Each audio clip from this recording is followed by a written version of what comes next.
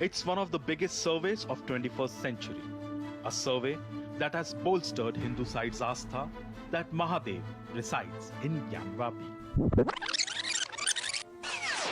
This is what the surveyors, led by the court commissioner, spotted first when they entered the Wuzukhana, a pond used by the Muslims for ablution, filled with waist-deep water. The water was drained out to see the black structure in its entirety. The Hindu side keen that it was nothing but a shivling. Each and every movement was monitored with a hawk eye by the stakeholders during the clinching survey carried out between May 14 and May 16. As the last drop of water drained out, a 2.5 feet tall shivling-like structure emerged. A white color stone was on top of shivling-like structure. The Hindu side elated at the discovery of shivling, while the Muslim side termed it a fountain. जो हमने वहाँ पे विराट और भव्य शिवलिंग देखा था 2.5 feet का, उसमें किसी ना किसी तरह से छेद करके 63 सेंटीमीटर का और उसको एक फव्वारा बताने की कोशिश की गई, उसमें एक चक्री लगा के उसको घुमाने की कोशिश की गई। ना ये फव्वारा हो सकता है, ना कभी ऐसा फव्वारा किसी ने इंडिया में देखा होगा। As per the Hindu tradition, Nandi always faces Shivling. Here too, the spot where the shivling-like structure was found is in Nandi's line of sight, but is blocked by a tall iron grill. The similarities are too uncanny, but whose prayers will be answered? That is for the court to decide. Bureau Report, Times Now.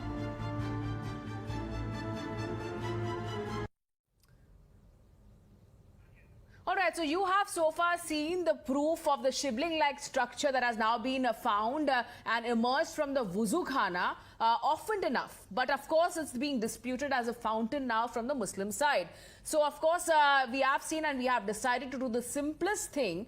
Here is the black stone that has emerged from the Wuzukhana when the water was drained from it. That's the visual on the screen right now. Now take a look at the shivling-like structure that has been found in some of the most famous Shiv temples in India. Here's the shivling in Somnath, in Mahakaleshwar and in Baidyanath. Mind you, we have also chosen temples from different parts of the country, from Gujarat to Madhya Pradesh to Jharkhand. And when you see the image of the shivling-like structure side by side, you can best decide what is what.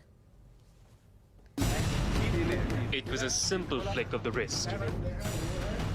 But as the key turned in the lock of the Gyanvapi basement, no one could have anticipated the proof that would tumble out. As soon as the surveyors entered, they saw several alcoves that looked like the ones used to keep diyas in a temple. In a corner, the alcoves had a distinct Sanskrit inscription.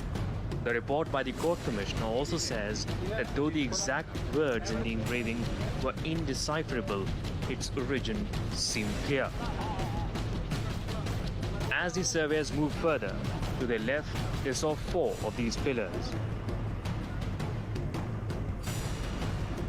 Each pillar had 4 lotus flowers each all the way around. Now here's something interesting. We compared the lotus in this exclusive survey video to what temples around the world have.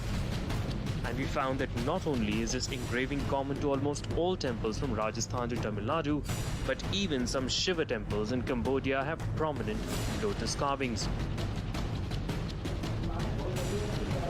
Several motifs were prominent, but large parts of the basement also saw damage. Pillars, idols that lay in ruins. However, one idol that caught the eye was that of a crocodile. Incidentally, crocodiles are mentioned in Puranas as vehicles of God. Adi Shankar has a divine relationship with the crocodile. While bathing in a river, a crocodile captured Adi Shankara and released him only when his mother gave him permission to become a saint. The link between Adi Shankara and a crocodile is unmissable, and the significance of this idol irrefutable. The images of the survey are before you now. The question though is that if the character of Gyanvapi is that of a temple, if it looks like a temple, can it be allowed to be consecrated as a temple? Bureau Report, Times Now.